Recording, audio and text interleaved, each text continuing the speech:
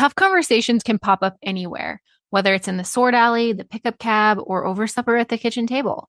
And let's be honest, navigating those talks can leave everyone involved feeling frustrated, unheard, or stuck.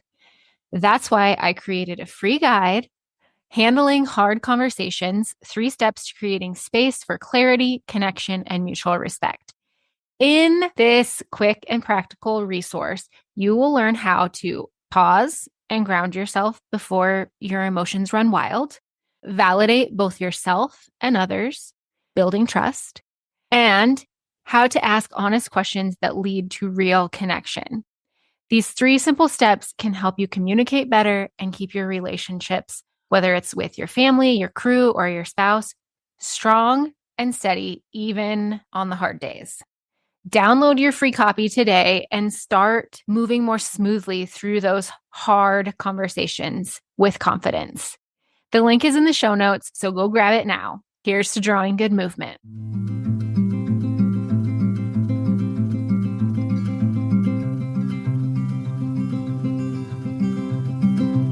I'll carry you, you carry me, we'll help each other through it.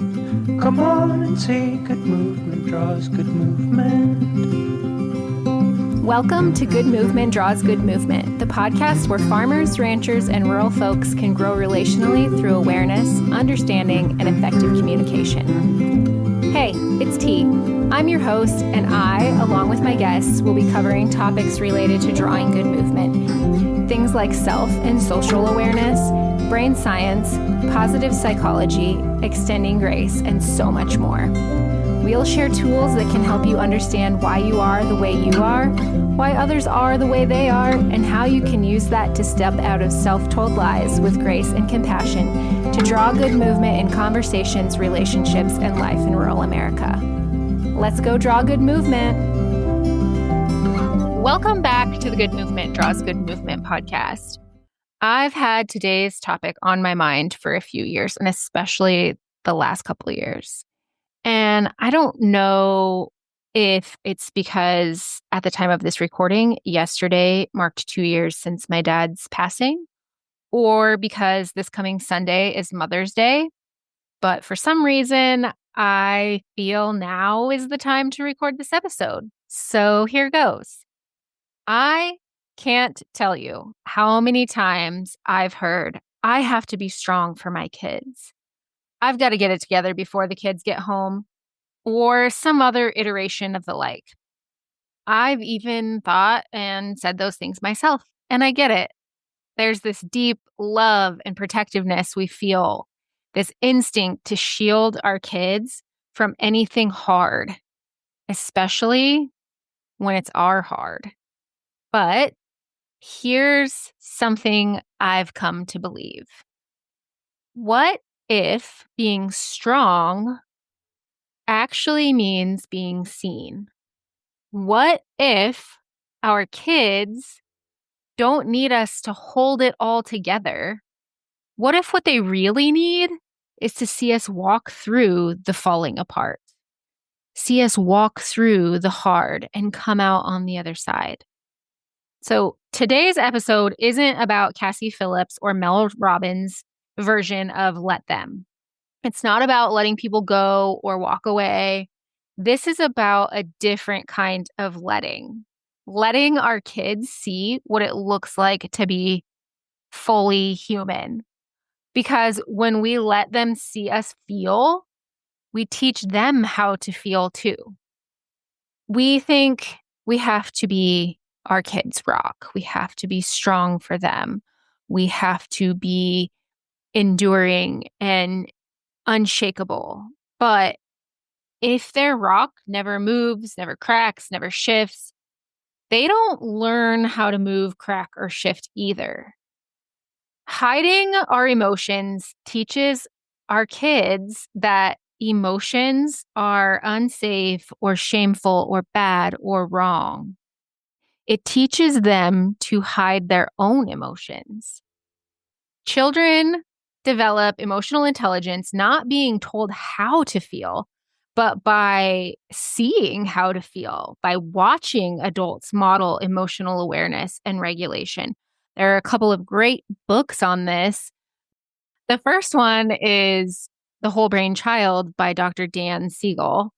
And the second one is Raising Securely Attached Kids by Eli Harwood. Both are great books talking about attachment and how to teach our kids, show our kids emotional regulation. And I will link those in the show notes, both of those books.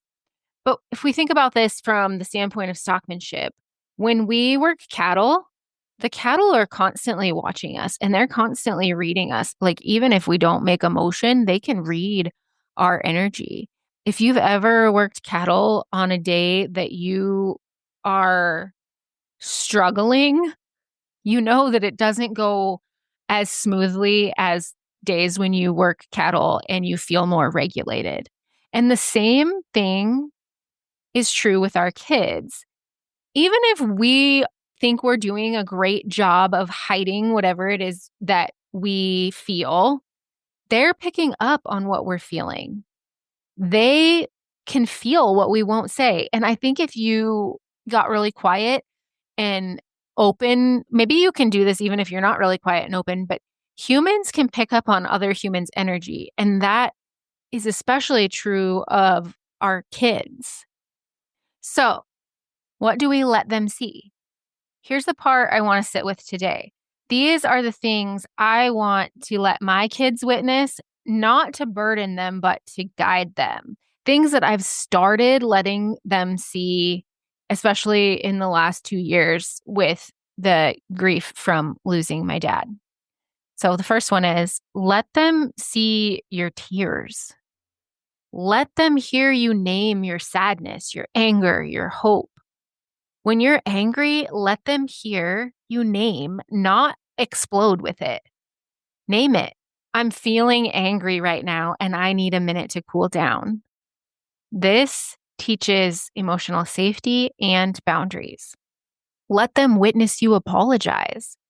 When we mess up, and we will because we're human, that repair in the apology teaches them more than perfection ever could, more than pretending you got it right ever could. Let them see you take a break when you're overwhelmed. Instead of powering through and snapping later, show them what it looks like to pause, to rest, that they are worthy of care and so are we. Let them watch you rest. Let them know that grief and joy can sit side by side. Let them see you get it wrong and then make it right. Let them see you heal, whether it's therapy, prayer, coaching, long walks, ugly crying in the pickup. We can't just tell our kids to work through things or get a better attitude. They need to see us doing it. And by the way, what is a better attitude anyway? What even is that? The point is, if we don't let them see how we walk through hard stuff, they're going to fill in the blanks. And that's where the self-blame, shame, and all kinds of other false stories creep in. That's where generational silence stays unbroken, stays alive and well. But when we let our kids, and honestly, other humans, see our humanity, we give them permission to be human too. Modeling what it looks like to walk through the hard seasons helps them learn things like emotional regulation by example, that breakdowns are a part of life, and so is repair. That strength doesn't mean silence, that they don't have to hold it all alone. Secure attachment and emotional well-being isn't about never messing up and never feeling. It's about returning, repair, staying connected in the mess. If you didn't see this kind of thing modeled for you growing up, you are not alone. There are lots of us who didn't, lots of people who didn't get to see that. But we have the chance to be the first generation that models it moving forward. How cool is that? How cool is that? And I just want to reiterate the fact that this isn't about emotionally dumping on your kids or making them responsible for your feelings or your healings. It's about not hiding the process. It's about giving them the opportunity to see healing in motion. Because let's face it, as humans, we can be told things, and sometimes we can learn by being told, like if we're in the right frame of mind. But the reality is that we as humans learn best through imitation. So if we're modeling these things to our kids, they're going to learn that better than reading it in a book or us just telling them, preaching without practicing what we're preaching. So let them see what it looks like to be soft and strong. Let them see what it looks like to get it wrong and come back. Let them see what it looks like to be real so they don't grow up believing they have to be perfect. You don't have to get it right every time. You can't get it right every time. But letting them see you try and fail and get back up again, that's the kind of strength they'll carry with them for life. Until next time, draw good movement. Thanks so much for tuning in. I'm so grateful for you. If you found value in this episode, I'd love for you to share with others who might also benefit from tuning in. Share by word of mouth, send it in a text, take a screenshot and post it on social media, or share however you prefer. And if you haven't already, hit the follow or subscribe button so you never miss an episode. Until next time, draw good movement.